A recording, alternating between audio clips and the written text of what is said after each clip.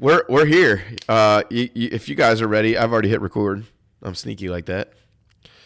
Yep, And this definitely ready. this is a one Yep, let's test. go. This is a two test. This is a three test. This is a four. What do we got, boys? Okay, Sensei, you want to go? Hey, we're good. Let's go. Okay. Oh yeah. Mark, can you hear me? Oh, I can. You there? Yes, sir. Great. How many approximate people died in the f original trilogy?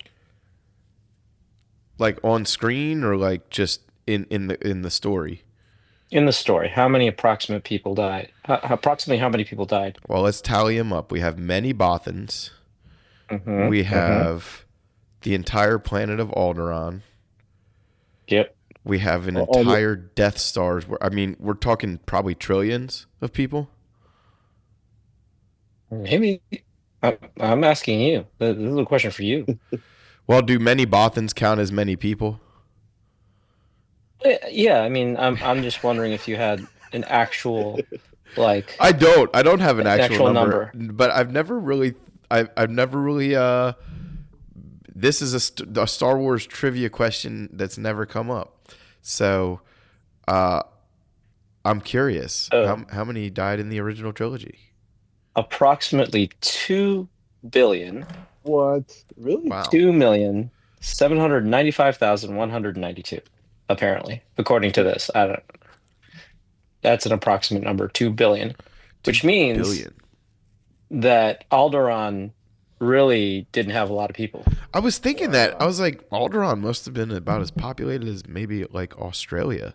Like that's not very many Yeah, people. the whole planet. The whole Yeah. planet is like Australia, just spread out over the surface of like the actual Earth's surface. That's wild, man. That's Yeah. not. I mean, that's a ton of people, of course, but not very many in the overall. Like, how many people were working on the Death Star? That's got to be a Right. billion of those people. Right.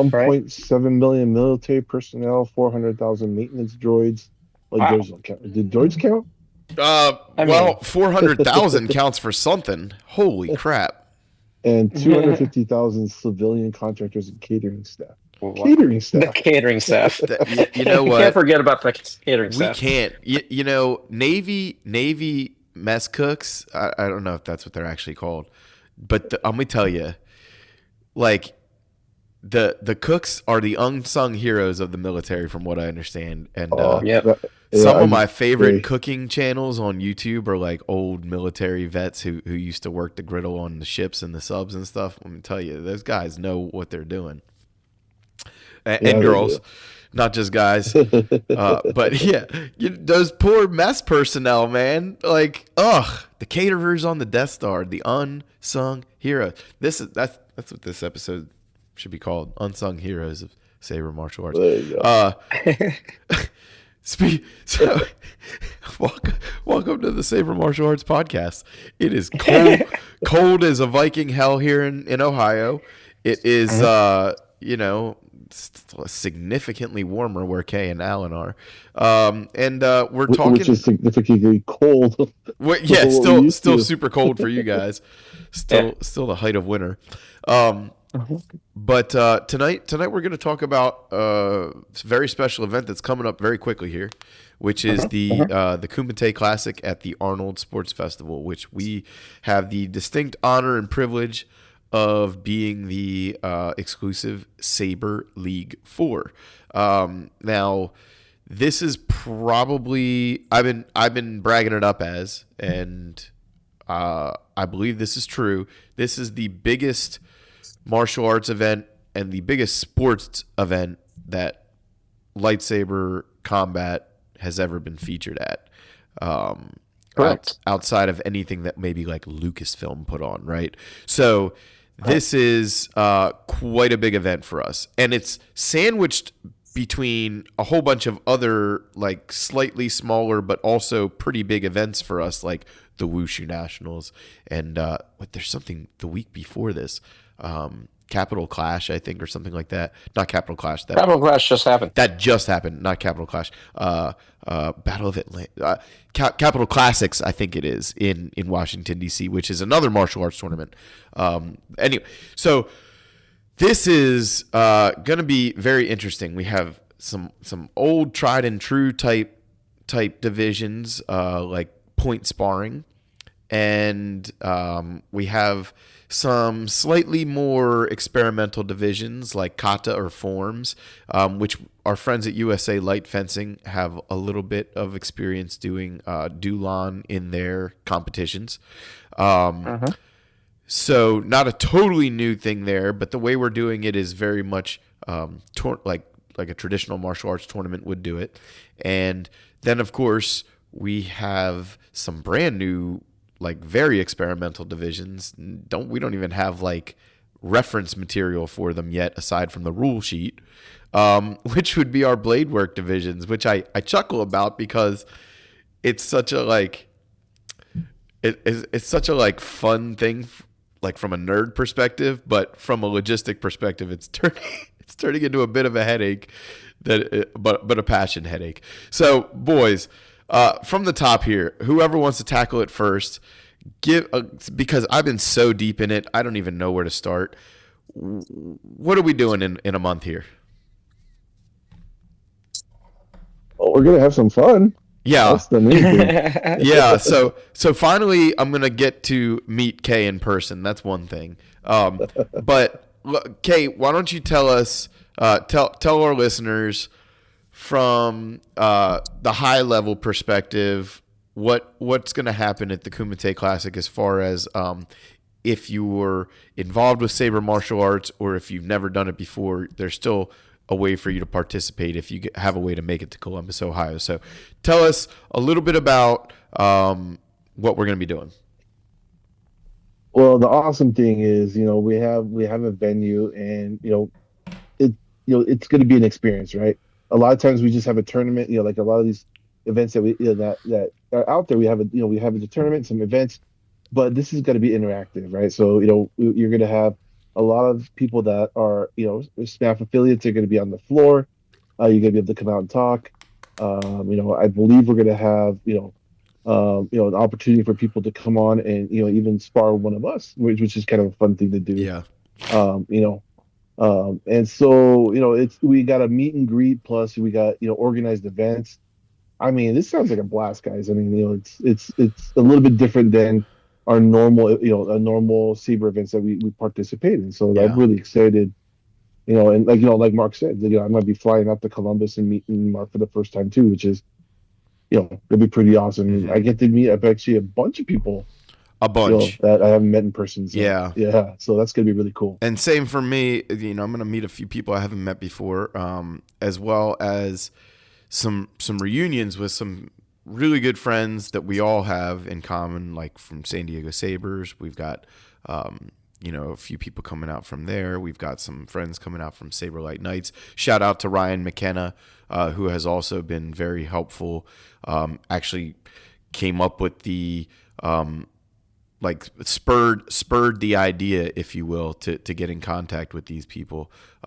And following this episode, we're gonna have another episode with Sensei Rocky and Sensei Bill, who are the owners and the proprietors, if you will, of the Kumite Classic, which has been around for like 25 years now.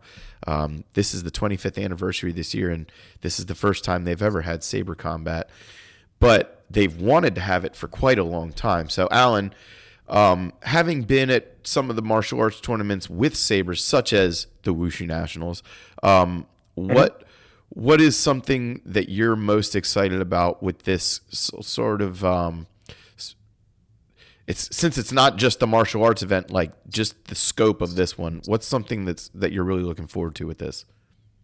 So whenever we talk about doing sabers, right, and on this podcast especially, we talk about having fun with them and kind of reigniting. Uh, I mean, appreciate the pun, but basically reigniting the passion we have for martial arts, right? And nothing turns you into a 5-year-old faster than holding a lightsaber. Mm. Now, the cool thing about this is that we're actually going to have an interactive booth so that they can come in, they can train a little bit, and we'll also have a bunch of people. I'm looking forward to actually having people at the booth, and actually going, hey, can I spar with you? And can I do this? And our answer will be an emphatic yes. Here, hold this, sign this, waiver and stuff. Yeah. But that's what I'm looking forward to is actually, especially with the Kumite Classic and everybody that's involved, like these seasoned martial artists coming in with their martial arts and their experience, going, okay, let's play a little bit. Yeah, I'm like crossing my fingers and my toes that we really get some bleed over participation from Hmm. the traditional and sport martial arts side, the not the unarmed, if you will, or the trad weapon people. The Right. I would love to see some of that bleed over, and I think we will. Um, with these events, sometimes like the registration is misleading until you get to the event, and then like you know like there might be 7 people in a forms division right now, but it's like a karate division, right? Like there's more than 7 karate people doing forms, trust me. So Hmm. I'm just like, you never know what the actual turnout's going to be, and that's kind of exciting and scary all at once, because we are a small part of this tournament, Hmm. but they've treated us like we're a huge part of it. They've just been Right. so like welcoming and accommodating, as far Right. as I can tell. Absolutely. You Yeah, know, absolutely. the fact that we have LED Saber martial arts as an actual division online, that like just to give people an example of sort of the scope again, would be on the front page when you open this registration website, which is called mataction.com. When you open this, the first people you see are world champions like Sakura Kokomai. So Hmm. like that, these are the type of people that are going to be clicking through our divisions. World Right. champion martial artists, truly world champions. We're going to be part of the same tournament where they're running the Waco kickboxing finals to make the world teams. So Right. that's pretty wild. I'm hoping that we get enough maybe like downtime to take like a few minute field trip over to some of those rings, as friends, as Saber people, to kind of show our support for the other martial arts, because we know they're going to be walking by and wanting to show support for us too. We just know. Hmm. So that, just like my worlds colliding, is so much fun Hmm. for me, and I know that's the same for you guys too. So we're gonna have a bunch of different divisions, as we talked about, and part of these divisions are that a lot of them are open to not just your standard single bladed saber, but we're also going to have a lot of stuff open to what we're calling mixed sabers, which would be your uh, I'm, I have like a burp and it's hanging out on the edge of my throat, but it won't come out. Excuse me. Um, we're going to talking about like paired sabers, jarkai, if you will, double bladed sabers, spears and pikes, or naginata, if that's the way you think of it, which I'm a big fan of. These Tonfa saber, if that's your cup of tea. These type of things are also going to be prominently featured, and we're also going to have, probably what I'm most excited about is the foam sparring. I love good LED sparring. I love the continuous sparring. I love all of that. But man, I'm just really excited to have ages 8 through senior citizens picking up foam weapons and hitting each other with them. That's going to be Absolutely. wildly cool. And Alan, you've set us up with some custom weaponry, correct? I have. Um, Shihan Abbott has set us up with some, like basically a action flex version of every type of saber that we use, so that we can actually do that. The only exception is the cross guard saber, which he kind of raised an eyebrow That's okay. I at have and a went, couple of those that we're going to use. So yeah. so He we raised have an that eyebrow. He's covered. like, I'm too old for that. Is basically what he said. That's not my He's sword, like, Alan. no. Yeah. He's like, but you made these. He's like, nah, we're not gonna do those anymore. I'm like, 10-4, gotcha. It's okay. We've got Yeah, two of them ready but to go. right. So, but yeah, that's what's gonna be in uh, uh in the hopper basically for our um Saber enthusiasts meeting us over at the Arnold. Yeah, so Um, if you do decide to jump in and just kind of bop around with one of the instructors or something, and fight a little bit with a homie that you brought to the Arnold, that would be with the action flex weaponry. So that'll be super cool. We also will give people a chance to use the LED weaponry for to learn some basics and some little bits of forms and stuff. So it'll be a lot of fun. And I encourage you, if you are a martial art, but if just in the outside chance you're a martial artist who was already going to attend this tournament, please enter some of our divisions. Do the same sword form you did in your traditional weapons division. Bring it over to the LED division. Somebody will hand you a lightsaber. Trust me, you will have a tournament ready weapon in your hands if you want one, to compete in. And do some fight choreography with a friend of yours or something. Do some blade work with us. or an enemy. Yeah, or an enemy. And I think that it would be it would be a lot of fun for some of these people. If you're listening, you're already going to be there. Just jump right on over and enter some of our divisions, because not only do we have some fun stuff, but we're going to be there for 2 days straight, and we have a really great pricing for the LED division. So I'll say it now and I'll say it at the end and I'll put it in the info and everything. But if you register at madaction.com for the Kumite Classic in LED Saber Martial Arts, okay? If you register for our divisions, you get unlimited Saber Martial Arts divisions, as many as you want to participate in, for one price of $100. Now, that is crazy good. And I'm not just saying that because we are Saber Martial Arts. I'm saying that because if you participate in the tournament otherwise, you pay $75 for your first division, and then you pay $25 for each division after that. No cap. So you could be paying several $100s to participate in a tournament if you are like a circuit competitor. You know what I mean? So this is a crazy good deal. Basically, the Kumite and we just want you to come play lightsabers with us. Like that's all we want. So we're trying to make it easy and affordable and simple to find us and hang out with us.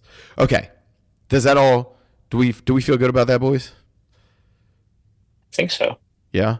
Okay, so let's talk now. We've got these mixed sabers, and we've got some definitions, because you might be thinking to yourself, okay, Fode, you got me. I'm a couple hours from Columbus. Maybe I can make it out to this thing. Right? What kind of weaponry could I bring? Well, I'm glad you asked. So, I have here in front of me the SMAF Weapons Glossary. This has gone through some iterations, and just recently I put it in the hygienist chair and really gave its teeth a scrub. So it's quite detailed and quite specific, but I just kind of want to talk a little bit, boys, about like what some of these measurements mean, what it means for the average person. So with the first thing we always talk about would be standard saber, and that's like the colloquial term for it, standard saber. So that would be a single hilt and one blade, right? Polycarbonate blade. And in competition, we use 1-inch heavy grade or 7/8 heavy grade for tournament sparring. For forms and stuff, you can use lighter grades, not a big deal. Fight choreography, you might be able to get away with some lighter grades, but for any sparring that involves LED sabers, we use the heavy grade blades. Alan and Kay, since you guys have seen, I would say you've probably seen a lot more of the heavy combat than I have with lightsabers. I've been fortunate, I'll say, to where most of the tournaments I've attended, the combat has been very skillful over forceful, if you will. So, talk to me a little bit about the heavy grade blades, why that's kind of the gold standard for what we personally do as our organization. Either one, any one of you boys. Well, well, I can talk from my experience, like because I think most of you guys know, I was a national fight director for TSL for a while. But TSL is very, they're very, how do you say, they want to make sure that this is a safe sport, right? So gear safety control were very important in regards to how their skills, basically how their rule sets were devised. But um, in talking about the rule sets, right, and safety, that's what kind of drove the equipment, right, in regards to based on those the safety measures that they want to Mm-hmm. put in Mm-hmm. place, right? So so like they use 1 inch, they use the 1 inch polycarbonate blades, right? Yep. They felt that the 1 inch polycarbonate bed, the heavy blades, gave enough flex, but it was stiff enough to where it wasn't going to be, like a whippy kind of a Yeah. motion, Yeah. right? And there's some 3/8 and some that some other fencing groups use, like for lightsabers that have that whippy motion that can possibly give a little bit more of a kind of a I don't want to say snap, but like more of a whippy contact, right? Which Yeah. uh, can and can't be can and can't be fun to do because it's a fast weapon, but Right. but it could also leave some marks too. I'm not saying that the 1 inch, the what's it called, the heavy blades don't leave a mark, but with the gear requirements with regards to to hands, to forearms, to elbows, to shoulders, to Yeah. chest, to I mean, so the heavy combat that works, like it kind of fits, right? But I Yeah. think we're going more in moderation, right? SMAF, we take a look at all the different affiliates and all the different, and we adjust, and it's fun because Yeah. you know we try to, because we look at saber combat from an actual martial art perspective, right? So we rely on, we try to teach the skill, and Yes. we the technique behind it, so Yeah. we can take a look at the actual the control and Yeah. technique and whatnot. So I've definitely got some welts from the heavy grades for sure over time, but I also feel like I've also been hit by some like what's called a mid grade, but they're really like very light grade, um, and they hurt like crazy. That whip sensation, it does add some sting to it, but beyond that, the one thing that I've noticed is all blades can break, but a heavy grade is really, really, really unlikely to break. And when it does break, in my experience, it's like a crack shows up and you retire the blade. It's not like it shatters right in the middle of combat and all of a sudden you're swinging a prison shank around. that's a good Some point. some of the lighter grade blades I've seen break in combat. I've had students break them in combat in just training sparring, and it's like danger when you don't realize that it's broken and all of a sudden you swing at somebody and you have like a glass shard basically that you're swinging at them. So Yeah. that's just one of those things that in the heat of a competition we're just not interested in having to deal with that. Well, absolutely. I mean, the things that you're talking about, right? It's usually fatigue on the actual Oh, polycarbonate sure. blade. Yeah, that's a So, good point. Yeah, yeah, right. yeah. And so when That's you when do see the technique breaks, it's goes usually away. exactly. Yeah. So you'll see the break happen at the hilt, or the most common is everybody else tip, right? The tip fall, the tip The goes tip flying. falls out. Yeah, that's common no matter what grade you're using.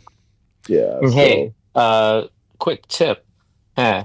Um, if you if you take 1 inch heat sink, which you can get on Amazon, and Yes. basically put a little for apologies for the term, but you can put a tip condom on your blade, That's exactly what it is. and I'm then looking at one right just now take on one of my blades. No, absolutely. yeah, Yeah. Yeah. and then all you got to do is just take a lighter to the end of it, Or a and hair you're good. dryer You're would work solid. too. Yeah, any sort of heat, so it shrinks, and Yep. that blade is not coming off, or Yep. that tip is That not tip's coming not off that coming. blade. I was I just thinking that with like electricians, right? They do that with their components Yeah, too. So and arborists and tree climbers do that with their ropes. I have ropes and stuff when I that's hunt right. that I do that with. I that's a really good point out, and I was just going to bring that up because part of the tournament check-in is that all of the blades that we check in, and competitors can check in multiple weapons. Like that's the point. You should, and at any point in the day, you can check a weapon in. Ideally, we're going to have at least one person be able to check your weapons in at any time. But definitely when you come there that day, you just show up, dump your weapons on the table in a sense, and your blades included, and we're going to go ahead and just approve, like make sure everything's good. They're also going to be checked at the ring prior to the referee saying fight, right? They're going to actually just visually double check everything, tactile check. But also we're going to have like Gorilla Tape on hand. We're going to it's in the rules here to double check and make sure that you have tape or heat shrink on your tip. And I got to say, just on the topic of the blades, Alan, we talked about this when we did the light fencing episodes. Those TPLA true mid-grade blades are not bad at all. I really like them. They have a great feel. They have a great look. They already come pre-heat shrinked, shrank, whatever. And they are not legal for sparring in our competition, but man, they're great for forms and Dulon. And I would say for training sparring, they're like really great. I've done, against heavy grades in training sparring recently, and they've held up fairly well. I have not broken it. I haven't even really been worried about it being cracked. So they're very, very good. I do worry that in like continuous combat against other heavy grades, it wouldn't survive, but I'm impressed with them. So that is something we could probably think about in the future, but at the moment we just know that the heavy grade is old reliable. So that's what we're going with. But I do encourage people, especially like if you light fencing people are listening, bring those blades with you, check them in, because they're legal for forms. They're legal for fight choreography. They're legal for cutting and blade work. Totally. So that would be great. I think, and if you're light fencing and you're coming, we have a block of time set aside for you guys to do an exhibition light fencing demonstration. So hopefully we'll have some of you guys out there. That'll be great. So, okay. So now let's talk some measurements. Okay. So a standard Saber hilt, and we've been back and forth on these measurements like crazy, but a hilt would generally be between 6 and 16 inches. It seems like a huge difference, but a standard saber could be anything from like a short shoto to, like a longsword length, right? So that's where that hilt discrepancy comes in. You don't see many 6-inch hilts. A couple of custom makers will do it, but you don't see many of those. Generally, the shortest you would see would be like 8 or 9 inches. Would you guys agree? Correct. Yeah. I would say the standard is about 11 to 12. Yeah. And a 36-inch blade is kind of standard, but blades anywhere from 24 to 36 inches from the emitter. So where the blade protrudes from the hilt, anywhere from 24 to 36 inches is legal. And Alan, we were talking about this the other day, like, man, if you need more than a 4-foot sword, like, you're now like in great sword territory. Like Right. you're no longer just a normal saber wielder. So Right. 48 inches overall length from the very pommel to the very tip when the blade is fully seated. That's the maximum length for standard saber. We're talking about potentially shortening that even by just a few inches, just a few. But we do know that we have just some big people who, like a 4-foot sword, is basically the same as a 3-foot sword in other people's hands. Right. So for now, that's the way it is.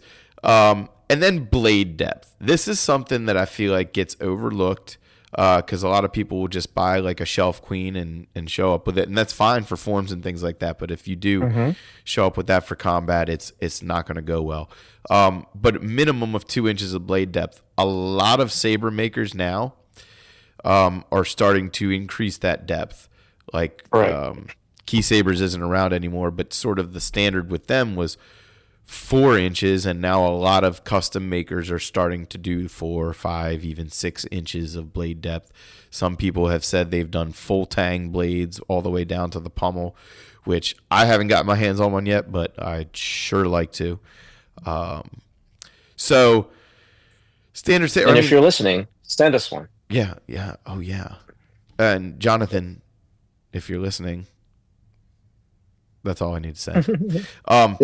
So this is standard. I mean, there's nothing real crazy on this, but I do want to bring up this one thing here. And we do have the no protrusions rule, spikes, claws, hooks. And I've even added what is referred to as an extended suba. So like some saber hilts have like a mini suba as just part of the design. That would be fine. I think I have it as 1 inch here. Yeah, 1 inch. A 1 inch suba. If you have a suba on your saber that is larger than 1 inch past the hilt, you have to remove that for combat and SMAF. I don't hate you for using the suba, but we do find that if anything's going to break a heavy grade blade, because we count the hilt as a legal target, those suba do tend to crack blades more than anything else. Would you guys tend to agree or disagree with that? No, I agree. So, if you're blocking with your suba, congratulations. That's what a suba is there for, to protect your hand. However, we're talking lightsabers, so Yeah, unless it's best card, no good. Yeah. Well, that's part of it. We really do play up the nerd. Like, we want to treat these weapons like lightsabers. That's what got us so juiced about it in the first place, right? Because if it was just sword fighting, like, we'd just go sword fight, Right. If it was just katana fighting, we'd just go do kendo. And even then, like, if you're blocking with your suba, like, you're doing it wrong. Like, you block with the sword, you freaking numbskull. So, there's nothing wrong with a suba on your saber, but just because of, for me, the potential to crack blades, we have disallowed them from SMAF combat. And it's mainly for safety reasons. Yeah. I mean, that's what it really comes down to. And seriously, don't get us wrong. What I like about this whole saber thing, it's like how the Jedi, right? When they first get their first saber, they design their own, right? Or they and that's the beauty behind it. You can design your saber. It just has to meet the requirements, especially if you're going to compete with them, right? But there are certain things like the tuba. On the tuba, the edge on the tuba actually does a lot more damage than it is. I mean, So I mean, it may be, it may be a beautification piece on your saber, but and when you're actually doing physical combat with it, it can be a safety issue when polycarbonate. Here's the best part about that whole thing. Supas are easily removed. They're generally removable, right? There's a few permanent ones, but generally speaking, they're removable. It's just a retention screw usually. Yeah, especially the ones that are out there right now. They're very easy. So that's one thing. I just figured, especially like some of the designer hilts and stuff, they have spikes and claws and all that kind of stuff. Just take it off for combat. If you have it on for your forms and stuff, I don't really care. Like, Yeah, That looks like a samurai sword. Whatever. I would say if you had spikes and stuff on your hilt, man, that looks awesome. However, those are meant to literally hurt people, Yeah, and yeah. we want to And it could be the user do that it hurts. yeah, exactly. Yeah, So for real, for real. they look great, and I'm all for looking good, and then getting good. But Yep, yep. part of this is actually making sure that we keep all of our fingers and our brain cells. By the end of the match, we should have, um, we shouldn't be less either of those things. Yeah. You know. Uh, You know what's fun? You know Go what's ahead, funny sir. though, real quick. If you actually take a look at some of the competitive, the fighters in the sport, right? You take a Mhm. look at their sabers, man. The sabers are actually most I would say probably 85% of them, their sabers are pretty simple. They've Yes. actually toned it down. Yes. They're very functional in the ring. Yes. My favorite And sabers are so very simple. yeah.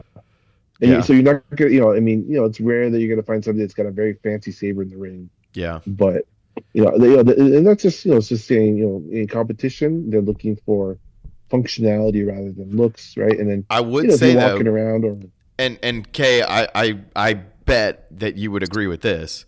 If you've got a shelf queen that you want to use in kata or blade work, like absolutely go for it.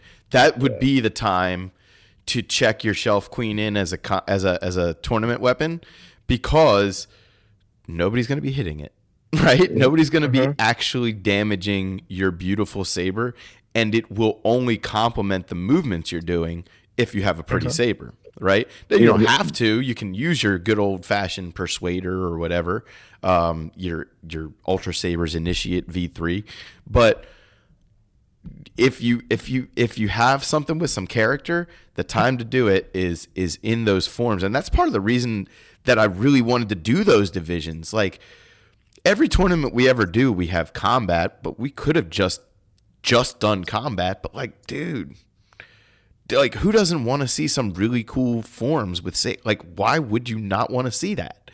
So I think that that's exactly the time to pull out your shelf queens.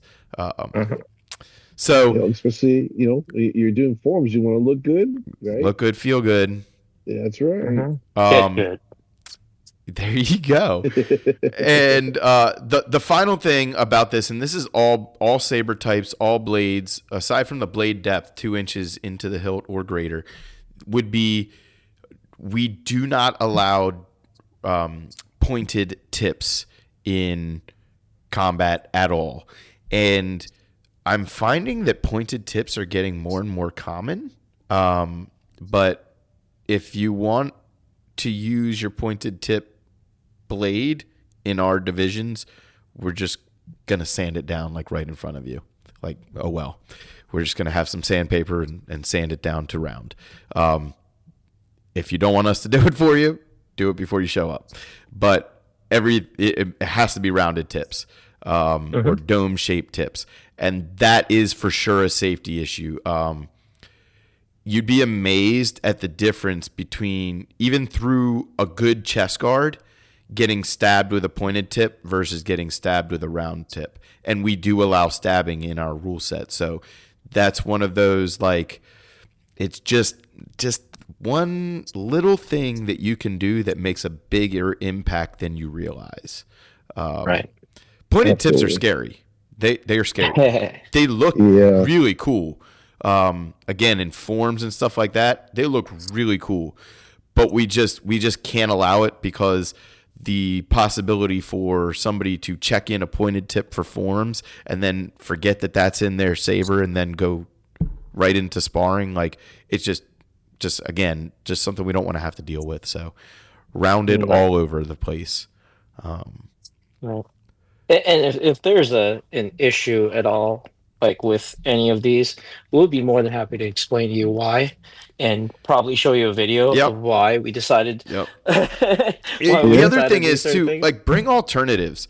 I never show up for any nerd event, whether it's lightsaber oriented or not, without at least 2 lightsabers in my truck. Like Right. there's constantly at least two lightsabers, generally 11 or 12. And um, Alan used to show up with a golf bag full of lightsabers. So Yep. I graduated to a gun case. yeah, Nice, exactly. It's actually a lot more discreet and nice. travel worthy. I might have to graduate to Yeah. a gun case myself here, Alan, or a guitar case maybe. Well, Um, Oh, a bow case. Do you have an extra bow case? there you you know, go. I might actually. That's a good thought. Um, Yeah. so yeah, I would say just bring alternatives. And the other thing is, a lot of people are willing to share, especially things like heavy grade blades that don't really like. They're not like giving you their second born child. They're giving you something that costs them $20 and is not going to break. So Right. people are willing to share, and if it really came down to that, like, and all you had was your pointed tip, and oh my god, you're gonna cry if we sand down a quarter of an inch, like, okay, we'll give you one of our own blades, no big deal. Okay, we'd rather you be there Yeah. and participate than your pointed tip turn you away. That sounds gross. Let's move on. Right. But also understand that the rules are set online. They are in a document that you should have read before you got there. Yeah, Um, and you won't. and I'm and you sorry. won't, and it's okay. It's okay because we'll tell you that day that it has to be checked at the Yeah. equipment table, and if you decide to use this, then you'll automatically be disqualified, and you'll have to be okay with that. In all seriousness too, like, we'll probably have this stuff like printed out hanging out at the table too. Like, there's going to be no question by the time you get there of what you need.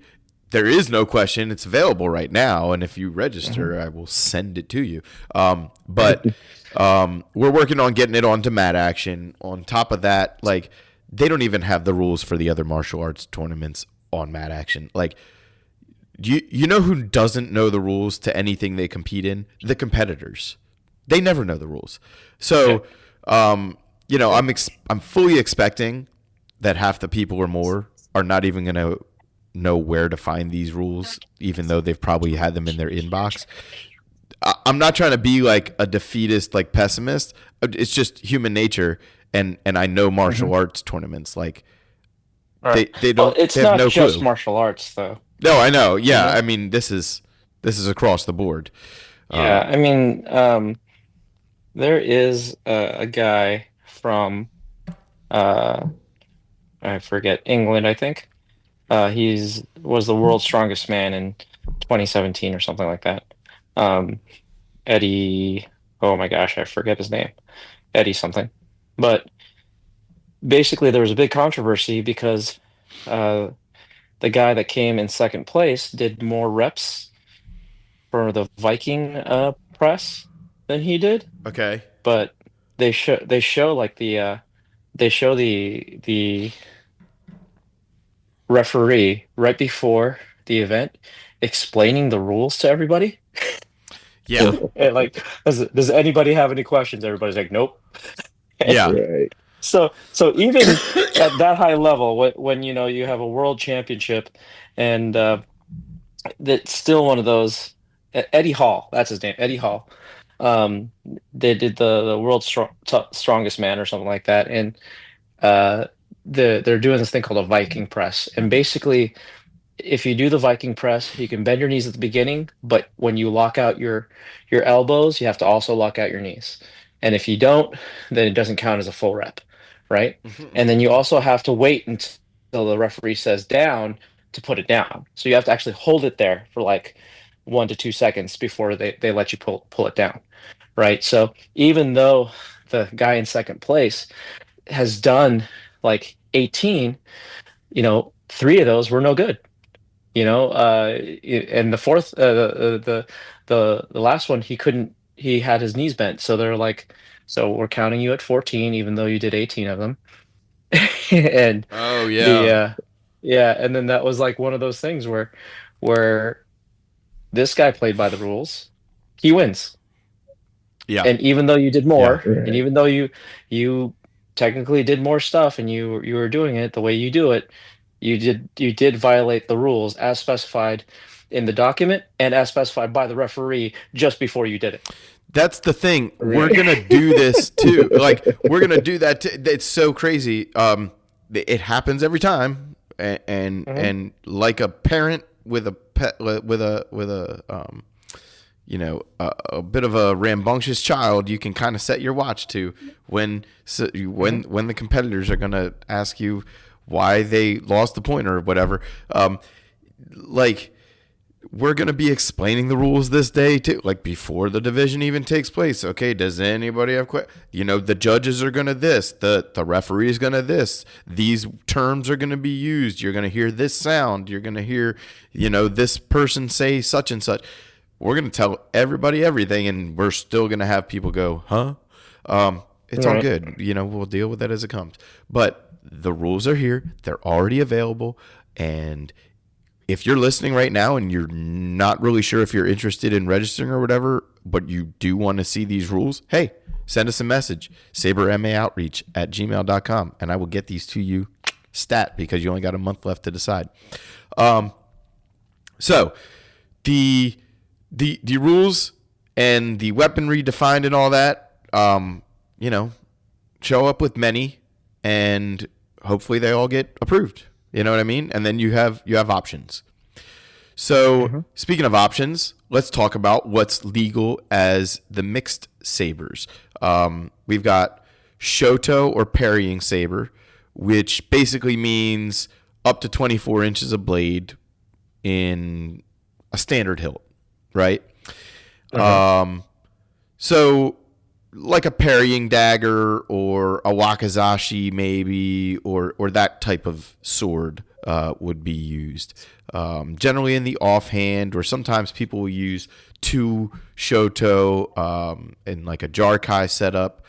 Um, and then also within Shoto would be like your Tonfa style hilt, which we're allowing. However, you have to hold the Tonfa style hilts by the Tonfa style grip, by the L grip, in order to not have crazy amounts of leverage or something like that. First of all, but second of all, once you hold it by like a standard saber and that tonfa grip is poking out, it now becomes a protrusion and it's not legal to use anymore. So you have to hold the tonfa style sabers in a tonfa style grip. That being said, I'm really hoping somebody shows up with one of these and is successful with it. I really want to see it happen. I'm one of those guys that loves to see the crazy sabers have their day in the sun. So Tonfa is one of the crazy sabers. What so far Shoto parrying saber. What do you guys? Jarkai we've mentioned, which is two sabers. Nothing real crazy here, but I would say these are very common choices in the mixed sabers division. Would you guys agree? The not Yeah. necessarily the Tonfa, but the shorter sabers and the paired sabers. I think we'll see a lot more paired sabers than anything else because it's just easier Yeah, to get paired sabers. yeah. You just But at the same time, bring a bunch of sabers. yeah. But at the same time, I'm really looking forward to other stuff. You know, seeing if somebody actually builds a saber scythe like I wanted to do, or three sectional saber. That'd be awesome. Which is totally. You had to squeeze it in. It's been a while since you squeezed it in, but you had to squeeze it in. I I would love to see some of these things in like choreography. Hmm. Now Exactly.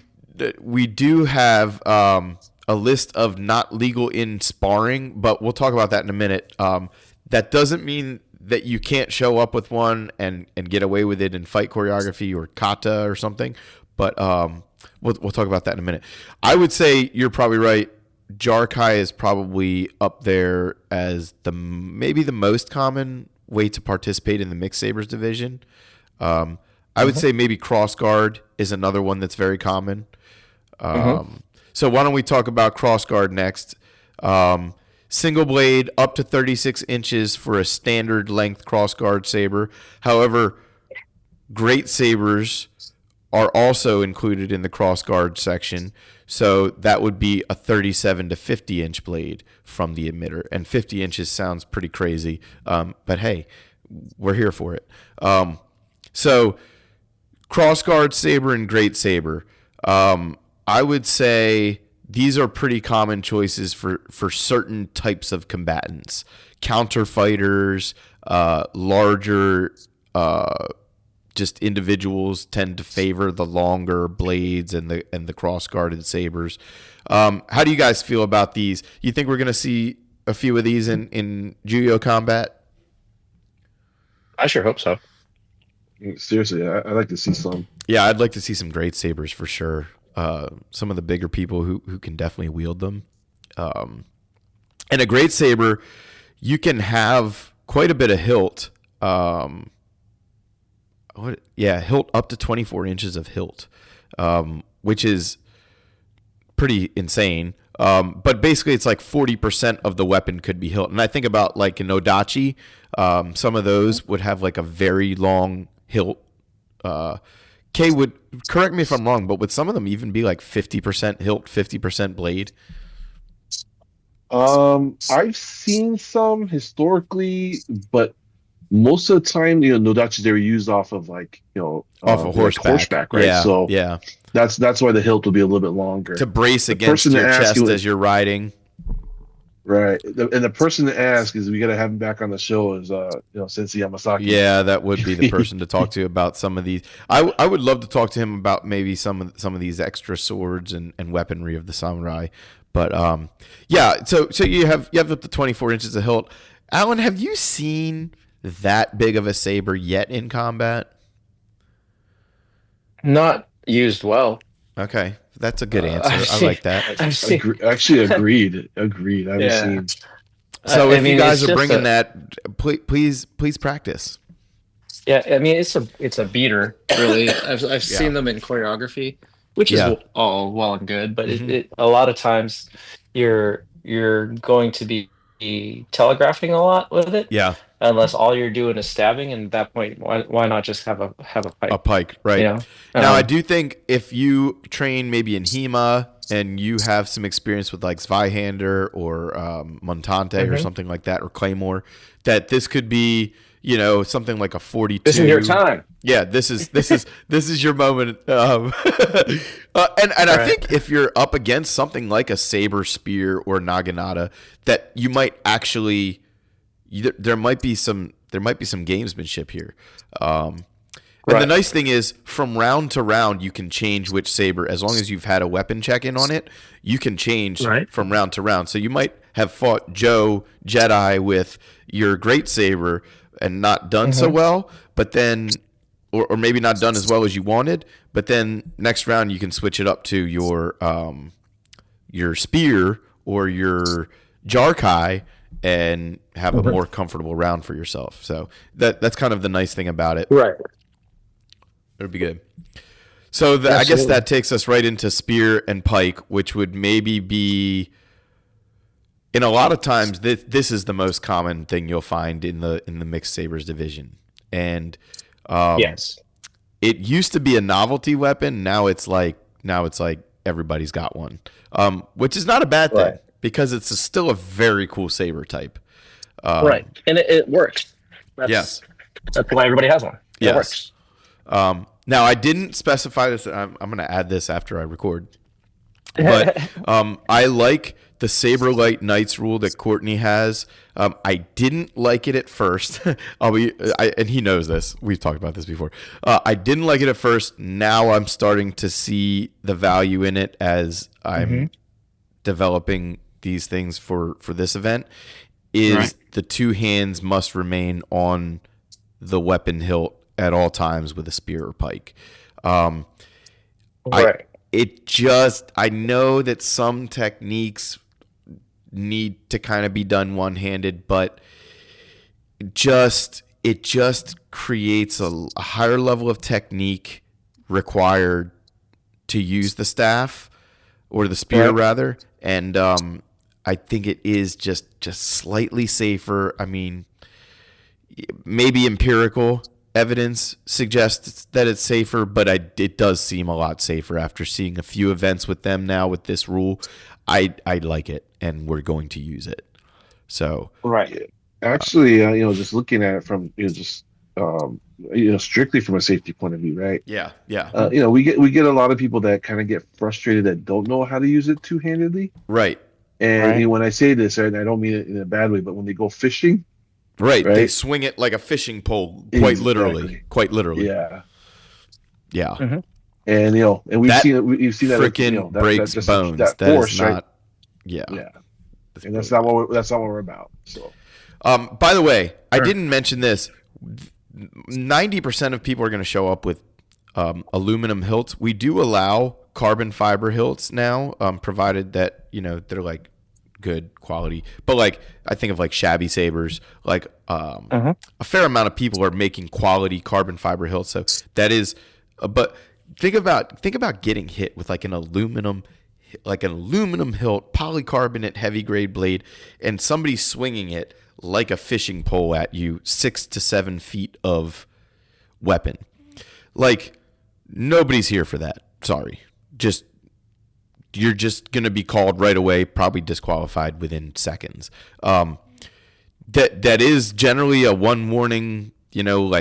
Like Alan says, like you get 3 strikes and everybody already has one. So that is generally like this is your warning and also disqualified kind of thing, because we just can't have you breaking somebody's bones with our toys. But at the same time, these are martial arts tools, and we do want you to use a spear or pike as a spear or pike should be used, just within certain safety parameters. And that two-handed rule just seems to erase a lot of gray area with these weapons, in my opinion. So with that rule and the thought of like aluminum hitting knuckles and things, like it just keeps everybody safer if you have 2 hands on it. And try not to swing it like a fishing pole, please, and thank you. Right. And a lot of these rules are for your safety, Yeah. as well as the safety of your partner. So, Including the Absolutely. one here about the blade length. So a single blade on a spear, and spear, pike, naginata, we're calling it all the same thing because it's all just a pole arm. The blade cannot be longer than 24 inches from the emitter, regardless of the length of the weapon. What that also means is the hilt itself can't be more than, or can't be less than 65% of the overall length. Okay, so that's like numbers. Nobody really cares about that. What that generally means is 2/3 of the weapon, it has to be hilt or more. And that is because what we were seeing was a lot of that like 50-50, like 50% hilt, 50% blade, but the blade's still like 30 inches long, 33 inches long. Like that's not a spear. It never in the history of the world was that a spear, except if you wanted to like kill a whale. Like maybe a harpoon, right? That's not a spear. So we have classified things where like 40%, 50% of the weapon is hilt. That's like a great saber.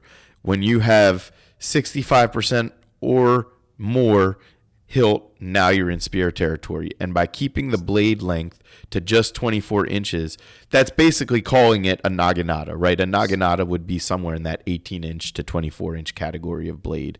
Now, just to throw this out there too, for Yeah. you guys, your strategists out there, you gamers, right? Yeah. I know you guys like to max min things out, right? I was hoping Meaning you would that- bring this up. Go for it. Right, and the thing is, I get it, and and coming from a nerd perspective, because I'm the same way. I love gaming. I want to win, right? When I play Stat that boosting. game. But this is not win at all costs. This is we want to have some skill in the things that we use, right? And we want to preserve what the weapon was supposed to be. Yeah. So exactly. people said, well, we can do this because in the rule set, it says you can have a maximum blade length of this or this. But you got to take a look at the weapon. You got to look at purpose for action, right? Mm-hmm. So we are very aware of that, and so if it's what people that want to get away with the rules and say, okay, hey, fine, we get it. but that's not the reason why Yeah. we do things, right? So just want to throw that out there. And we've capped, like, for the longest time, I wanted to have like 10-foot spears legal. It would have been so great, but we just can't.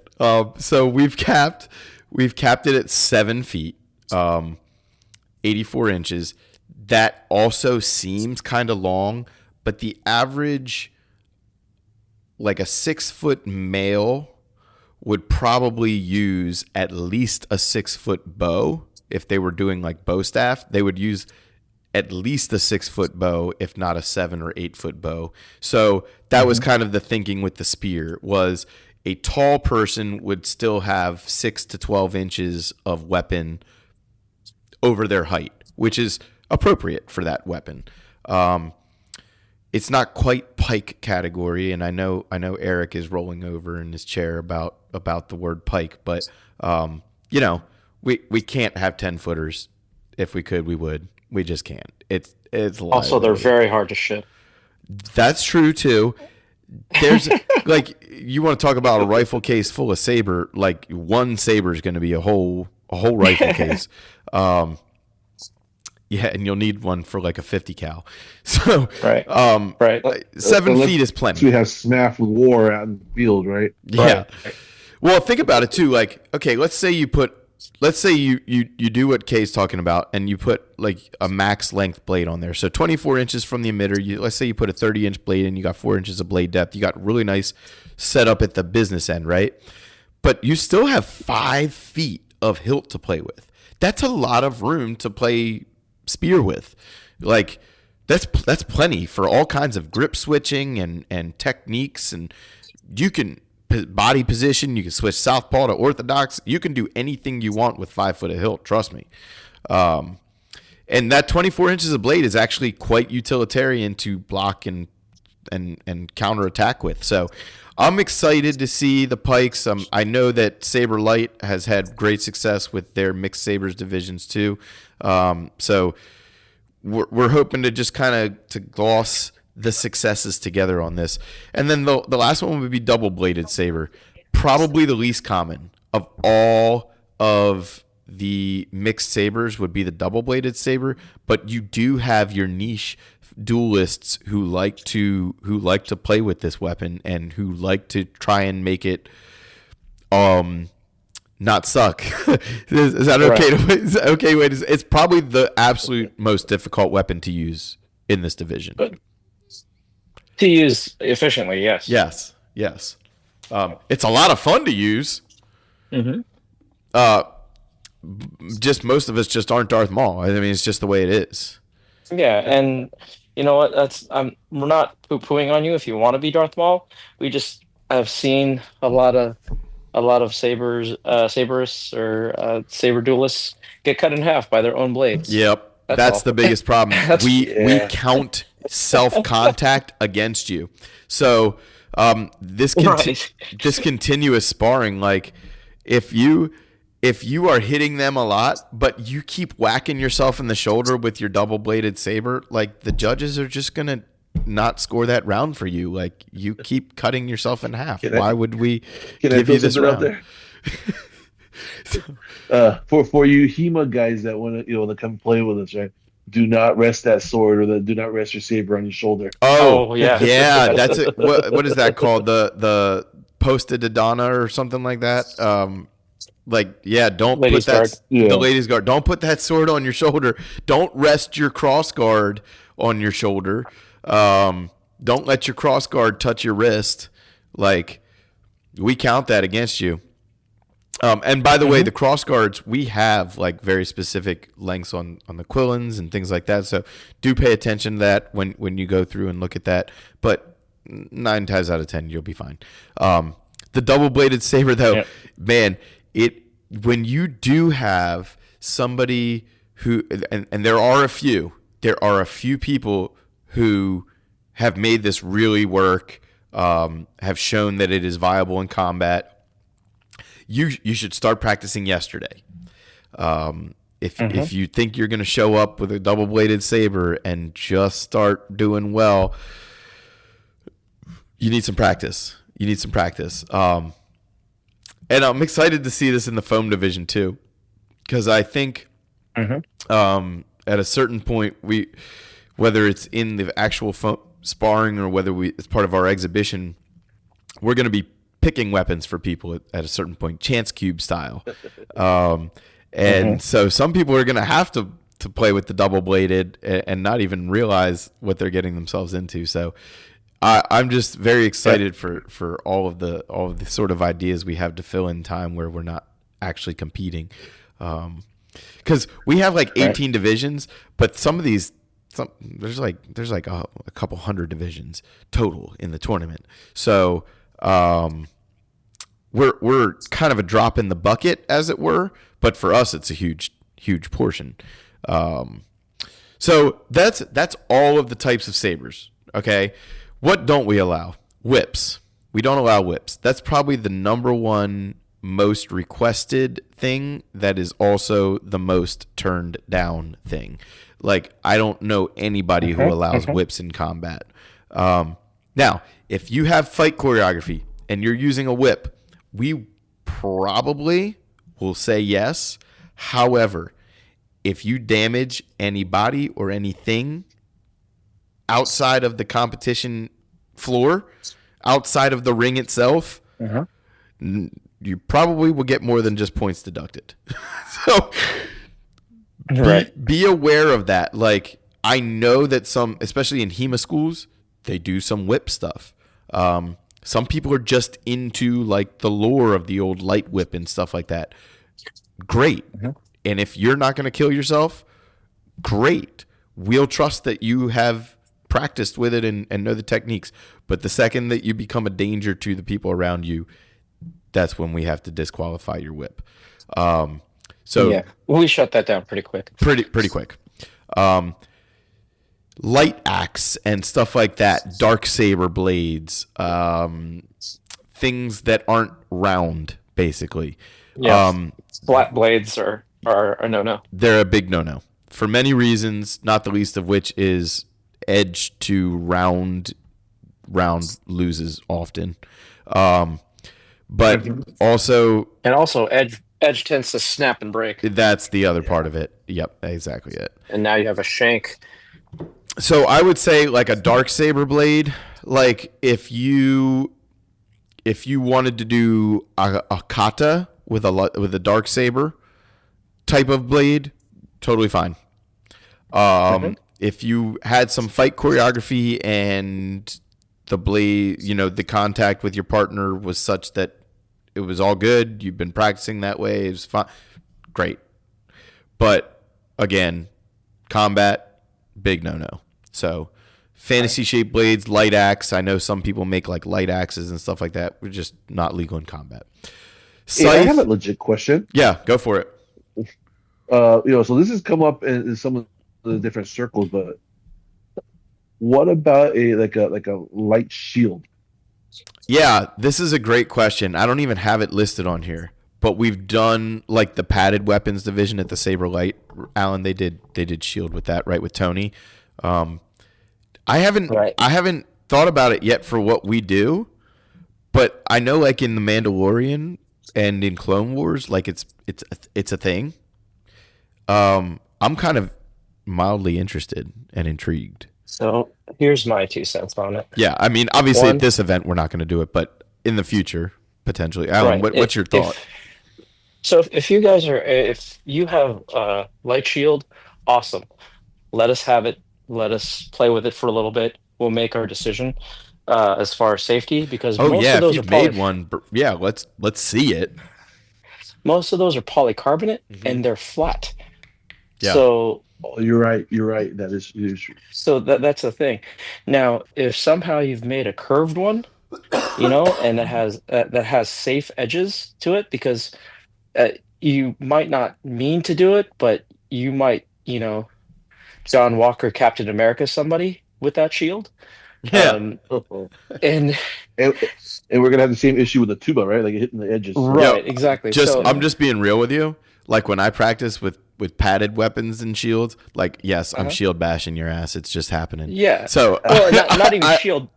not even shield bash. The shield bash I'm okay with. The shield blade, Like the shield that punch. Yeah, the I'm shield doing it, punch is a man. Yeah, little bit I'm rough. doing it. Yeah. yeah, Now, now yeah, yeah. in in a padded division, totally fine if the Yeah, shield's sure. padded and whatnot. But a polycarbonate one, there's got to be a little bit more Yeah, research and development yeah. on it for us to call Yeah, it safe. absolutely.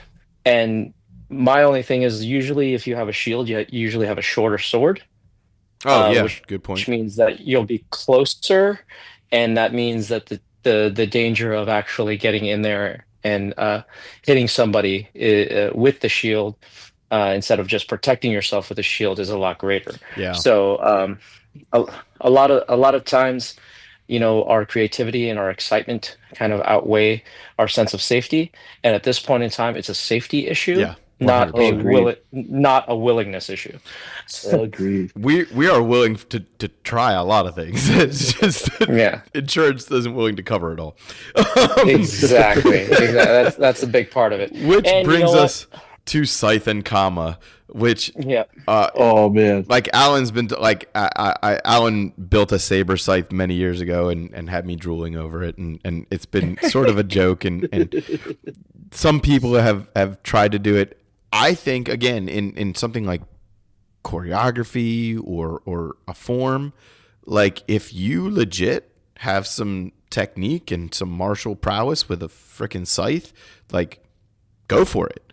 Kama is very common for weapons divisions and tournaments. It's a great martial arts weapon because a lot of the time you could just do your empty hand techniques with the kamas in your hand.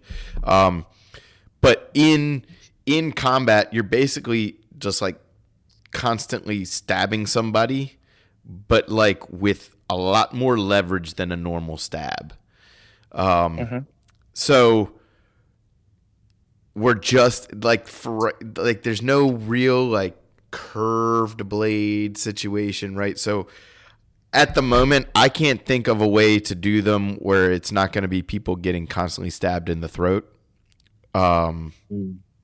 or the nuts, or underneath of their mask, just Mhm. based on the way that they would be wielded. So I'm kind of open to that in the future, but again, just at the moment, we're just kind of going, it's off the list for now. But again, if you want to Mhm. try it for, and I have a disclaimer below this, if you would like to use it in kata or choreography, all you have to do is get permission from the equipment check or from the tournament directors, which is us there and as you can hear, we're interested in good ideas, right? Good ideas, not crazy, unsafe ideas. The last one would be Psy and Trident. Okay, so I have only seen one time somebody show up with a saber trident, and I think it was just like a joke, like it was like a cosplay thing for like Little Mermaid mashup kind of thing, which is Mhm. pretty cool actually. Um, and I would love to do it. I think it does have a place in combat, um, but it just come like pronged weaponry. There's a lot of weird in the moment clashes and things that can happen where equipment can break, fingers can break, necks can break, wrists can break. You don't even realize sometimes like you think you're just stabbing in and out, cutting with like a spear. You put three blades on the end of that thing, it becomes way different. You don't even Right. realize how Yeah. quickly it becomes different. Have you guys had anybody show up with something like this before for a tournament? Not in my experience. I may be making up a problem that doesn't exist, but I figured if No, no, somebody but if somebody even had an inkling to show up with something like this, I should maybe yeah, you know but what I you know mean? what? If Address it. yeah, here's the problem though. It's like because tried it not so much, but Psy, like I have some experience with, right? Right. Yeah. And so I mean, I've seen, like just in full, in full application where a blade will get caught between, you know, and you can actually get caught and you can actually break, I mean, you can probably break the polycarbonate you know, Hey, that's a good point. even a heavy Yep. blade. Yep.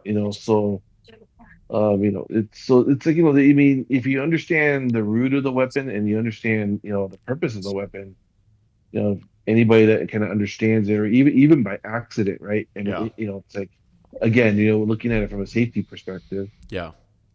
you don't want to throw those question marks out, out there, So yeah, that one's a little tough one. I mean, It's I'd love to see it, yes. like form or the kata wise, because I mean, I think it'd be pretty awesome. Yes. Um, but yeah, for sparring wise, I think that's a little bit much. I think.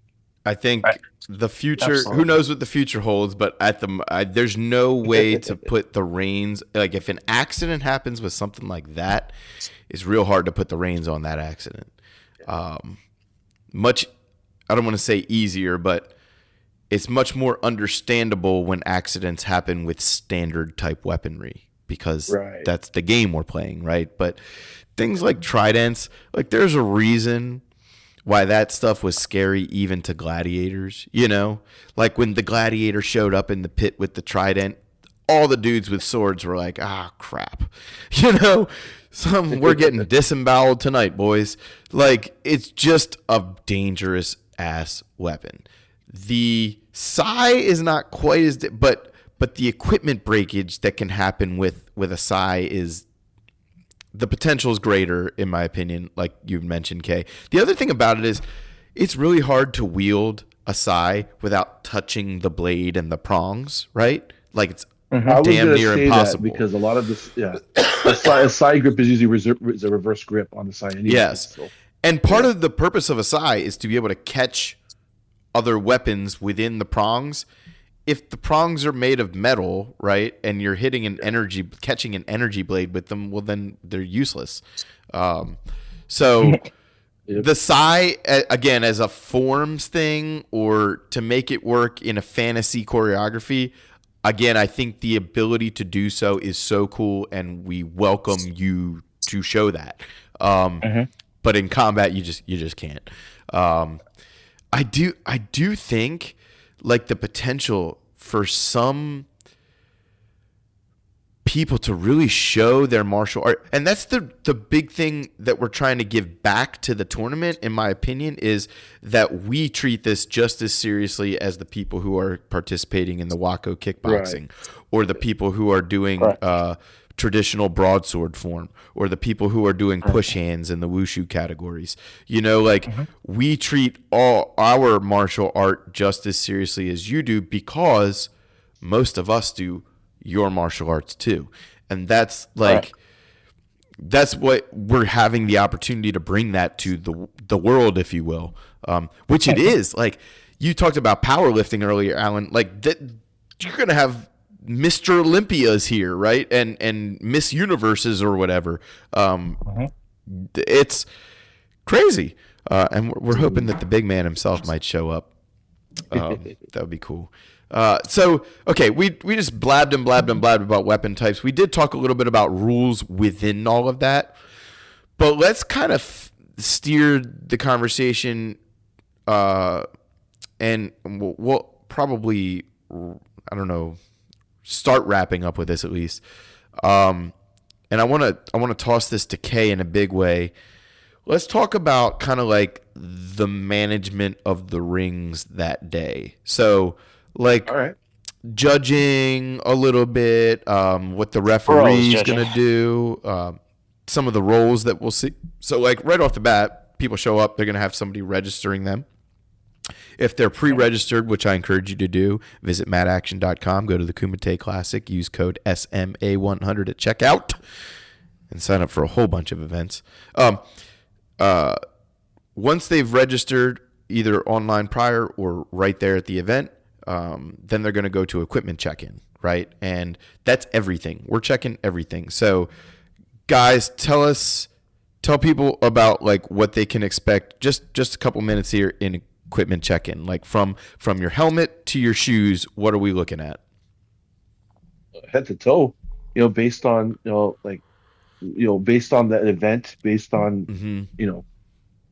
what the requirement is, Mm-hmm. right? Making sure they have the right equipment. Mm-hmm. No, if you're missing equipment, you can't borrow equipment. You can't, I'm sorry. That's the thing. It's like, the equipment is safety, right? And Hmm. we don't bend on safety. So as long as you have it, right, right, Yeah. you're in, right? And if you don't have But it, like you again, said, try to find somebody you can either borrow it from or maybe purchase some that day from. Um, but also, like foam sparring, we're providing all the weaponry for that. right, So you don't even need to check in anything if you're participating in foam sparring. Blade work, actually, you that's the can best part use of that. foam Yeah, weaponry in the blade work division if you so desire. You could use LED weaponry if you want. So that's another one. Kata and choreography. You have the ability, should you so desire, to use a foam weapon that's provided if you had no other option. So there's alternatives, but yeah, you have to have equipment for the divisions you want to be in. So if you are somebody who's been told like yes, you can do the Juyo continuous fully armored sparring, like how do we check things like your fencing helmet? How do we check things like your blades and your hilts, Kay? normally, right, you bring it over. I'll have you line up, have your all your gear lined out, and we'll just go down the list, see, make sure that you have your equipment, and Mm-hmm. that's what we'll take a look at. Your sabers, making sure that you're checking in your sabers, No right? cracks. Which Make sure they're the events, right grade of blades. yeah, Pointed versus and rounded so tips. it may be, well, like, you're waiting to have fun, but again, we'll probably, when the events are, we'll probably have you come a little bit earlier to do that as you Yeah. check in, right? Well, we should have, marks to tell us that you're checked in, that your equipment's been cleared, right? Yeah, we'll And probably have some sort of visual indicator right on like a tape marking, a uh-huh. certain Yeah, color tape or whatever, a or wristband, like zip whatever. ties, but yeah, Yeah. but whatever that marking is, that that we have ready for that day, that Yeah. we'll have you marked and And cleared. I So should probably say that more than like we'll see what actually happens that day, but more than likely you'll have to check your weapons in both days and uh-huh. your equipment. Oh yeah. Um, Because remember, it's about the event, right? yes, So exactly. we want to make And sure that's the same for the it rest of the clears for that Kumite event. Classic. They have to check in their equipment. That's the same for the wrestling tournament. They got to weigh in every day. That's the same for the power lifters. They've got to make sure their tan's perfect. I'm just messing with you guys. Um, that is actually a big part of it. But no, I mean everybody who's participating in any event there has to show up correctly and check in every day the right way. So that's par for the course. Alan, some of the tricks of the trade were probably stab your fencing mask with the back end of a pocket knife or something. Maybe not the blade Right. itself, but some keys or a pocket knife or something Uh-huh. to test the integrity of that. If you have like martial arts protective equipment like dense foam, we'll probably just make sure that it's thick enough, dense enough, maybe whack it a little bit.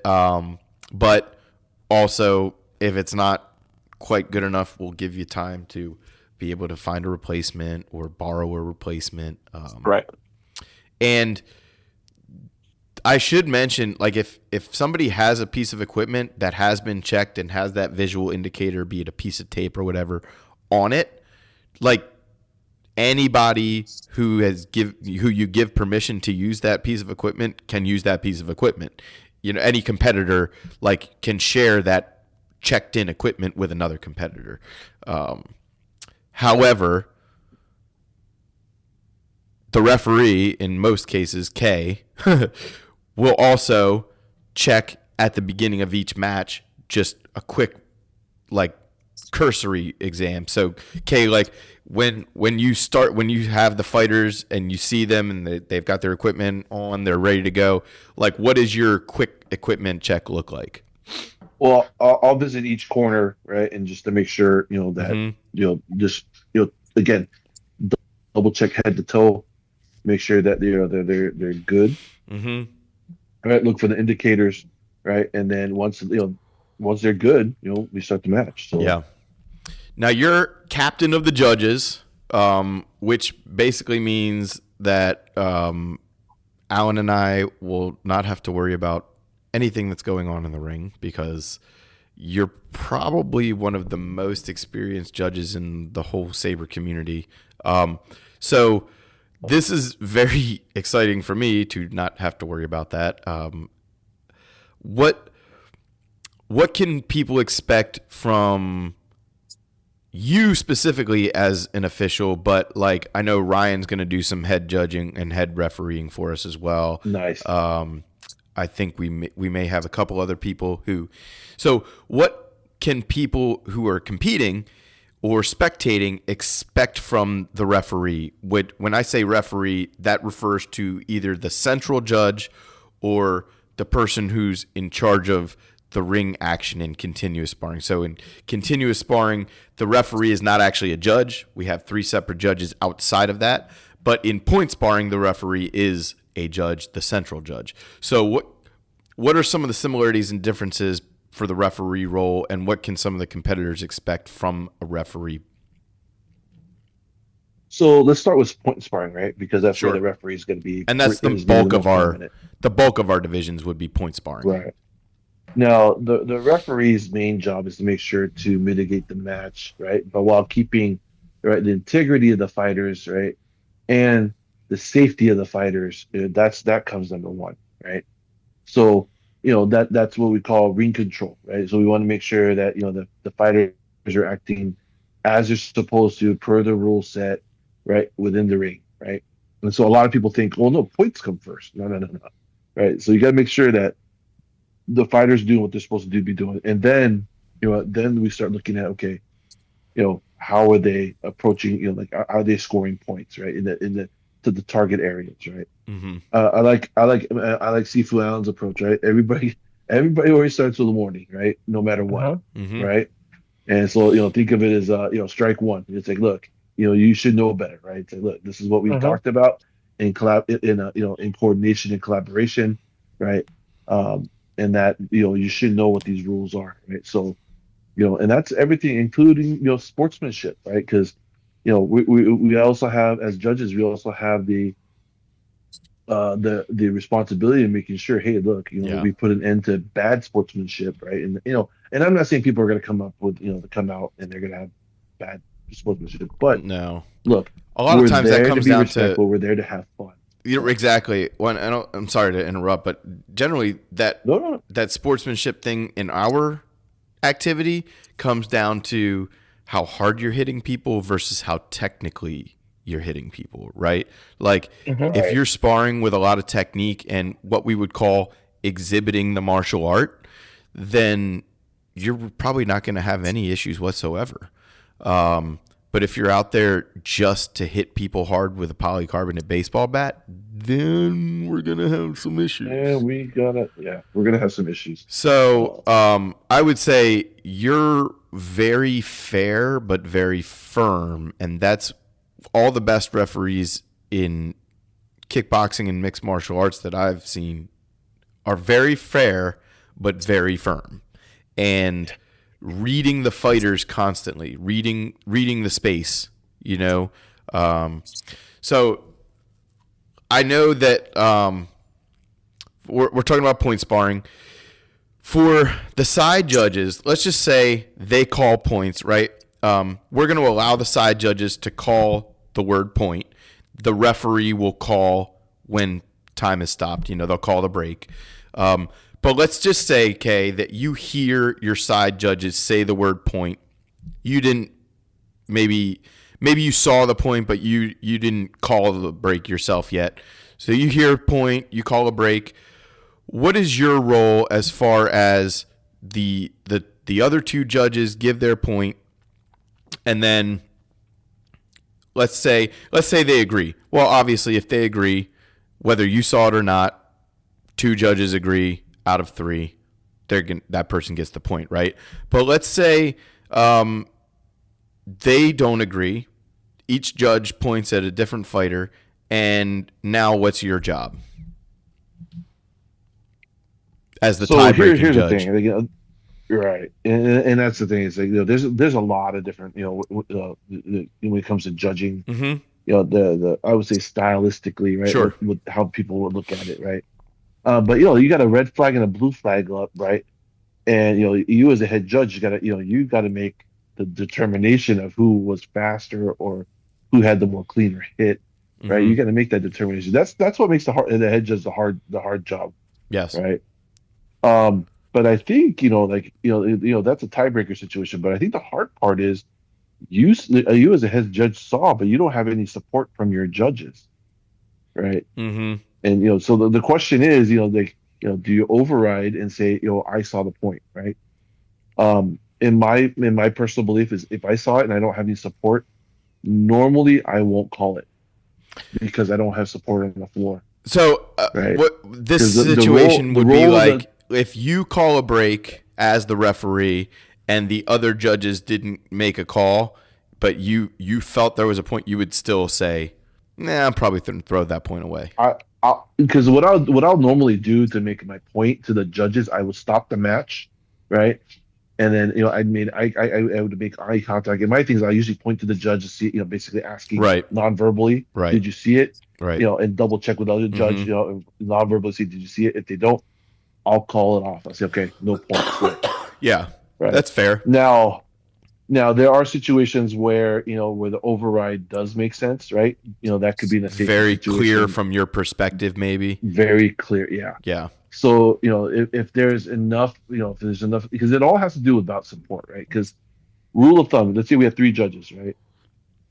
And this is something that's something I've been working on too, but it's three judges, one main judge and two, let's say two corner judges, Yeah. right? Normally you should have an angle, you should have support, and the math works, right? So usually, and this is something that like I think we're gonna have to discuss prior to the tournament so that way we can explain it. But usually the head judge has, and if you want to look at math, he has a vote of 1.5, right? Just slightly over, right? So like in the other judges, let's see, the other two quarter judges have 1 point each. Mm-hmm. If Mm-hmm. you want to look at the math, right? So at any point you can't override two judges at that showing, let's say both judges showing red flag, right?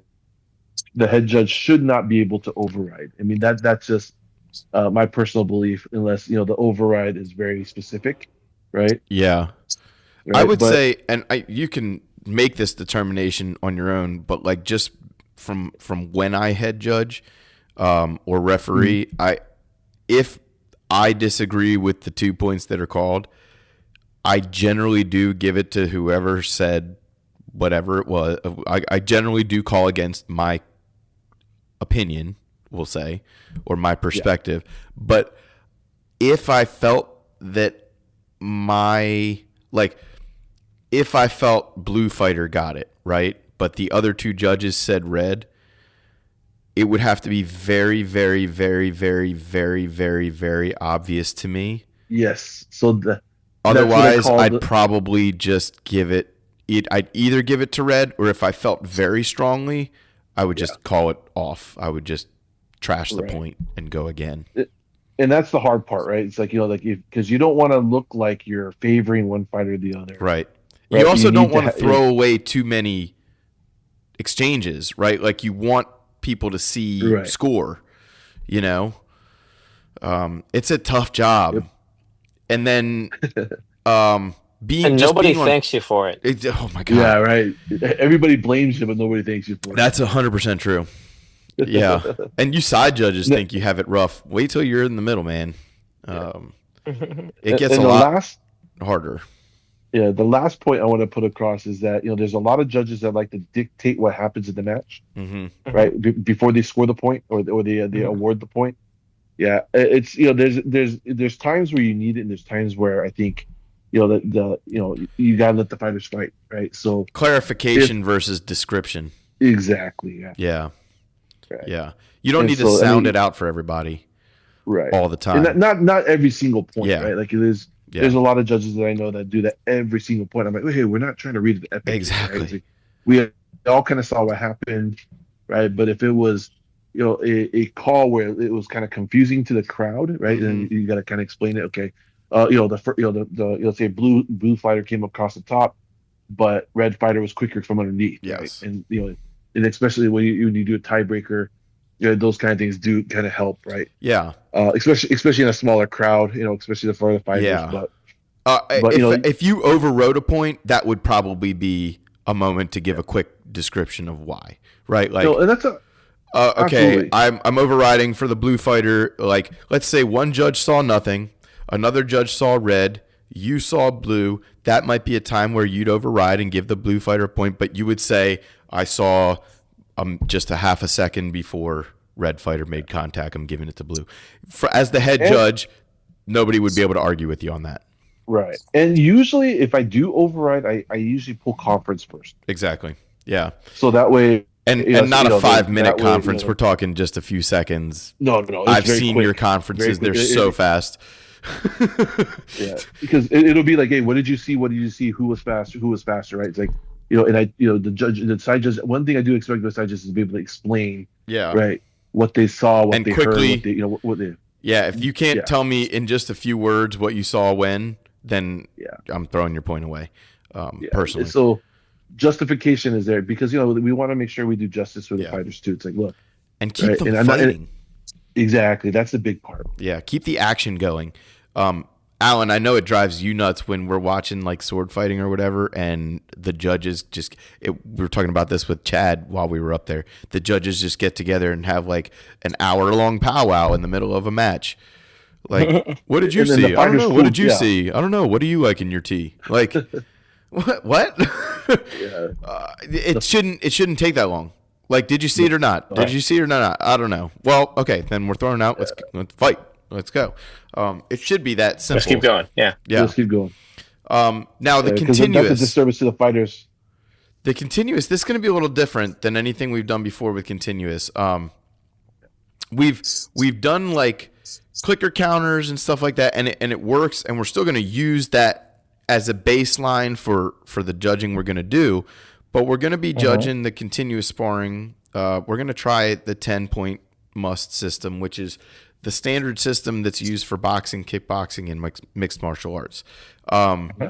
It is first of all based on points. So in other words, the first thing the judges are going to use for criteria is how many times you actually hit the person, just like all other sparring. They're going to probably have some way to count that, be it clickers or some sort of tally marks or whatever. They're going to do their best to keep track of who's hitting who when. Another thing they can do is they can add a click basically for like significant or like a headshot, right?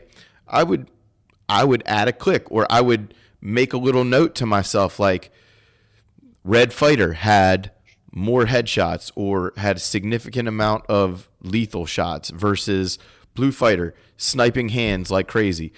Well, that's great. You're going to get a bunch of clicks. You're going to get a bunch of points, if you will, but you might not win the round because the other person cut your head off a dozen times. You cut their hands off 15, right?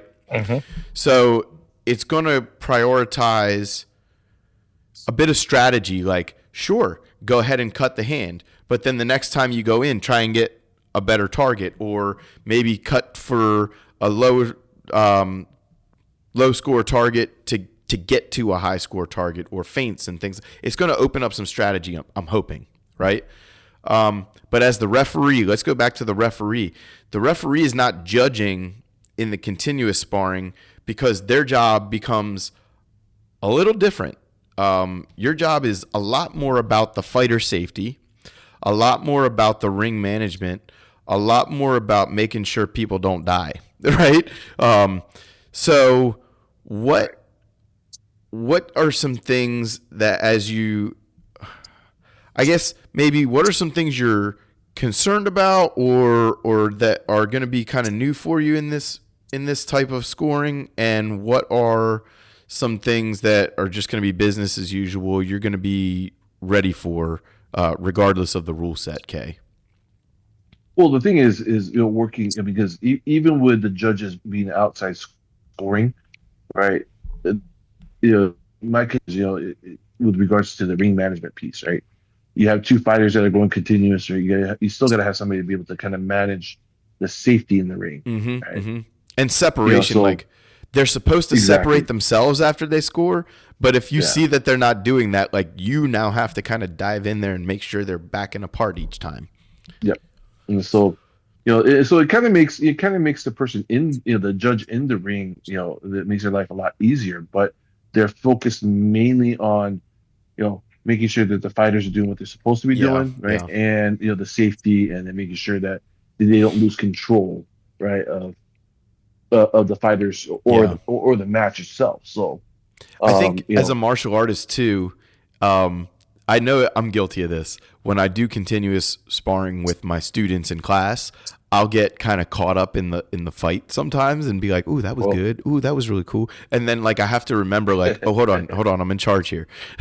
Like, you can't yeah, you can't get lost in being a fan of what's going on, right, which it's easy to do in continuous because you're not calling breaks very often. But you're still like you still have to actively like be involved, right? yeah, It's weird, but you like your job makes the judges' jobs easier. However, you right. can't really get too in their way. So it requires a very experienced person. That's why we have you do it, Alan. You and I probably, hopefully, we won't be needed for any of these roles, but um, it is something that Hmm. you or I could fill in for. Like it gets exhausting sometimes doing all this judging. Kay needs a break or Sometimes. yeah, yeah. Kay's might need a mental break for something like this. We might need to bring in one Right. of us or someone like that. So um, when when you're in the middle, this question for you, Alan. When you're in the middle Hmm. and you're not the one with the weaponry and the armor, right? Um, Hmm. how do you make your presence known without getting smacked around yourself? First of all, and how do you immediately grab the fighter's attention and respect to give commands without them getting so caught up in the fight that they don't hear you, they don't see you?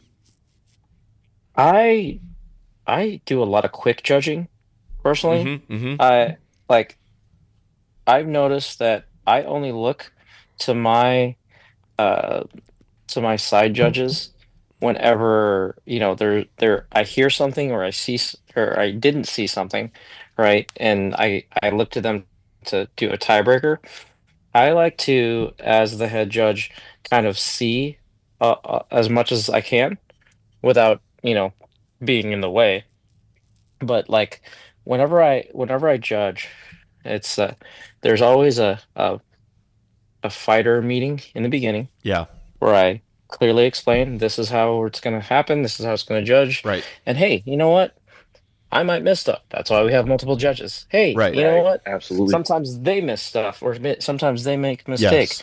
This is a subjective sport, judges It- are watching you so that to see your thing. And if you have enough skill, and I usually make it about their skill, if you have enough skill, you just need us to keep score. You That's right. don't need us to solve disputes for you. That's right. If you are a good enough fighter, all we're doing is keeping score, baby, and then Yeah. we can move on. Yep. right. And that goes down to the novice fighters And as well. Good enough. That doesn't mean you're hmm you're Tom Brady of lightsaber fighters. That just means you're paying hmm attention and following the rules. Like that hmm that makes you a good fighter. right, Yeah. right, and go Go ahead. ahead. Go ahead. No, I was just gonna say with that comment real quick is that depending on the level, the judges understand what level they are, right? Exactly. Exactly. So Exactly. we're not looking for the sniper shot. We're Skill not looking skill for the itself is clean. relative, but Yeah. skill Yeah. Exactly. of the character trait of skill hmm Exactly. is hmm objective in my opinion. Yeah, and that's the thing. It Everything reveals itself, Yeah. in the ring, and Hmm. I have had very little experience with somebody going, "Well, that was a bad call," because Yeah. usually it's like, "Come on, man, that was he hit you." Yeah. You Yeah. know, Yeah. there was never Well, and I've never had you just anybody go, can't "Well, that's not what happened." like in this caliber of martial arts tournament, you Hmm. if you argue with a judge or a referee, like in, Hmm. in point sparring over at the Waco divisions or whatever, like Hmm. you're out so fast. There is no arguing Yep. with Right. a referee or judge. Yeah. Well, guess Right. what? We're running ours exactly the same way. We're not totalitarian regime, but there is, when it comes to judges' calls on the floor, it's totalitarian regime. They do not, Right. you do not argue with a judge as a combatant. Period. End of story. Right. Right. So So just a quick note on that is that the judges don't owe you anything. exactly. You know, and if for some reason you feel like you got robbed or whatever, guess what? That means that somebody else got a gift. Oh, there So, you go. number one, you're playing with a lightsaber, so don't take yourself too seriously. Um, Number two, if you uh, if you tie your self-worth to playing with glow sticks, we got more stuff to talk about, my Yeah. man. Yeah. So I think that's how it goes. Whoa. I think too, like, you know, we understand that, like, people are paying money. They want a good experience. They want to feel like they got something out of it, value, whether that is a medal or even just the experience of having participated, right? All of the reasons are valid. We want you to feel fulfilled. But keep in mind, our judges, our referees, our timekeepers, our score, nobody's getting paid. Every single one of them is volunteer as well. And as a matter of fact, I can tell you right now, they're all paying more than a registration fee to participate. The judges, the referees, Correct. Alan, myself, Kay, we're all paying way more than a registration fee to participate in this. So Just to put it on for you. just to put it on for you, that's correct. That's correct.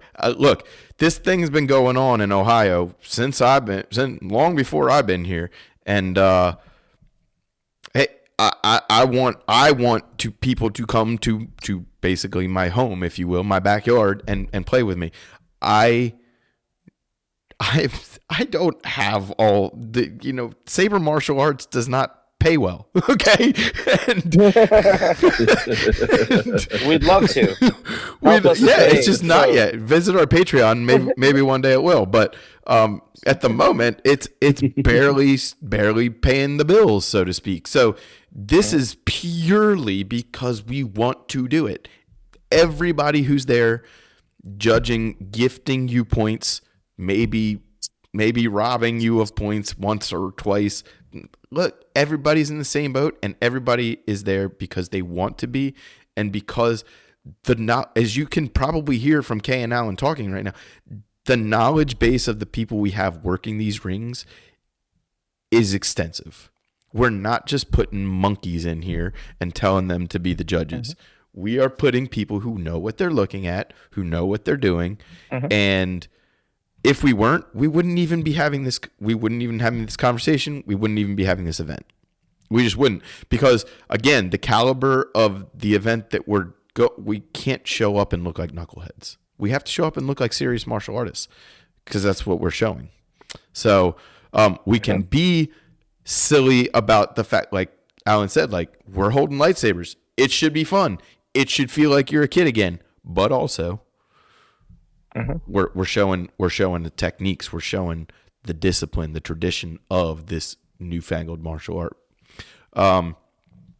So, Right. what am I This missing, newfangled guys? Old martial art. Right. What am I missing? Am I missing details now? Like registration details, stuff like that? How, when, why, where? Oh, What? What the fuck? I lost you. I know.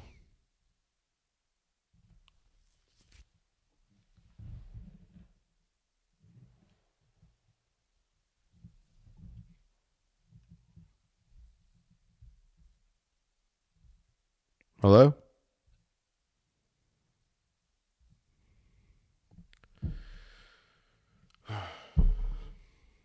hello?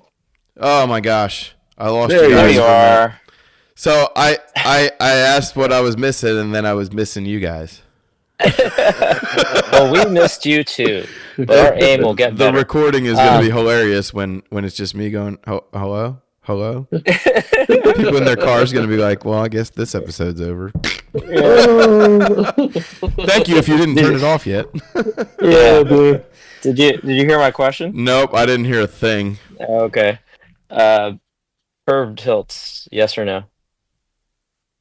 Oh, curved tilts. It doesn't say you can't, so you can. Okay.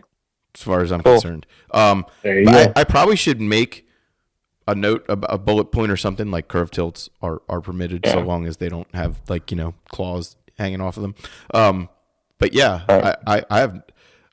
I love curved tilts. I think more people should use them. So go for it. Bring them. Yeah. I'm working on my Bane right now, and I was like, wait a second, can I even use these? Nice. I haven't seen you use that in a while. Yeah. No. That's why I was like, wait a second. Yeah. I Totally. should ask. Totally cool. It doesn't say it, but it doesn't say no. So that's a yes. Okay. Nice. Neat. Yeah, I encourage people to show up with them. I don't see many, but I like them. I'm all about it. Okay. Yeah, good question. I can't really think of anything else. Kind of we kind of jumped around a little, but I felt like some of these things just need a little clarification. Now, as far as the cutting and deflection goes, please sign up. Just come along for the ride. Let's see how that goes. If nothing else, we'll have a lot of fun with those divisions, whether they're a cluster or not. And I think they'll be fine.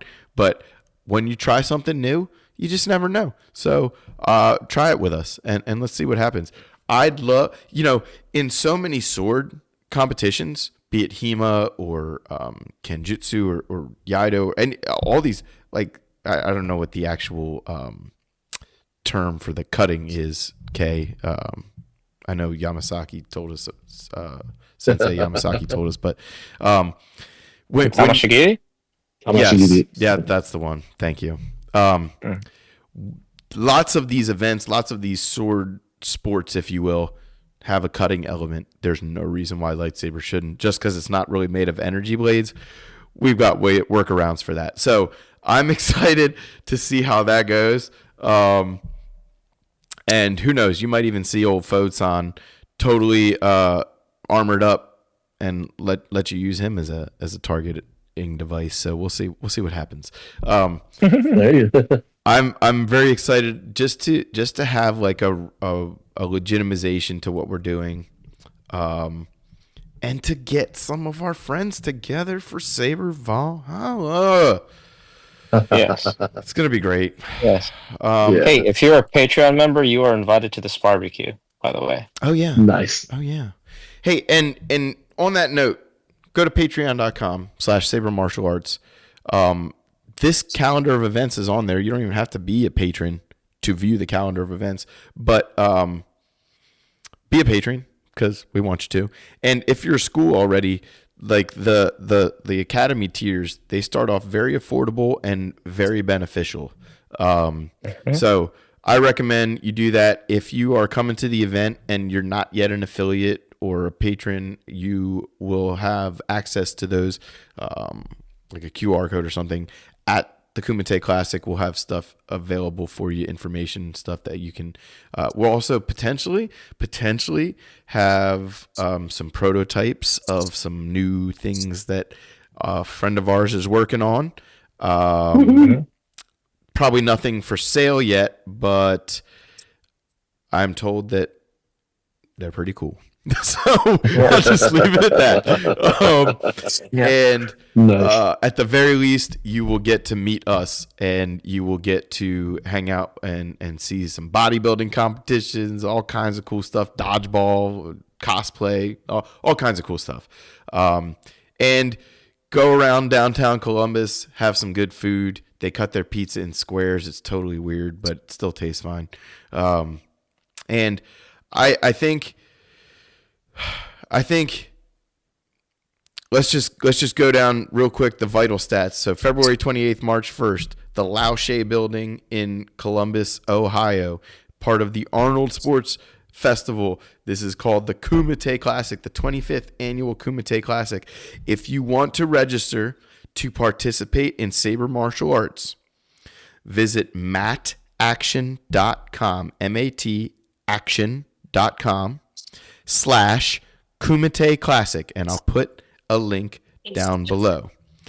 When you go to the Kumite Classic, you will be prompted to start an account on Mad Action. It'll take you 5 seconds. Start your account. Start looking at the divisions. And actually, Alan, I put together a short video today. I'm going to have to edit it up a little bit, but a short video on how you can register, just sharing my screen on OBS. And so hopefully that'll be out by the time you guys hear this episode. Cool. And I'll provide a little link to that as well. And that way you can just kind of see what it would look like to register. I got to blank out some people's vital information and stuff that was on there because I'm in charge of a few minors. But that being said, it's easy. And once you get on there, you sign up for as many LED Saber martial arts divisions as you'd like. And you put in the code SMA100 for the discount, and you will get all of your SMA participation for just $100. It's wild. Craziest tournament pricing I've ever seen for a martial arts tournament. Yeah, I've never participated for less than $100 in a martial arts tournament. Yeah, So just as as like contrast, it's $60 per division at the Beijing Wushu Classic. yeah, So per division, and we're giving you what, 5, 6, however at many? least. I think on my eligibility, I have 7 divisions plus the 2 Juyo. So I mean, just me personally, I could compete in 9 if I wanted to. My daughter, she's 8.5. She's got 6 divisions she can compete in. So yeah, it's crazy. Right. That's a lot. So if you're concerned about like how much activity am I really going to get in, I mean, sign up for all of it, and that's how much you'll get.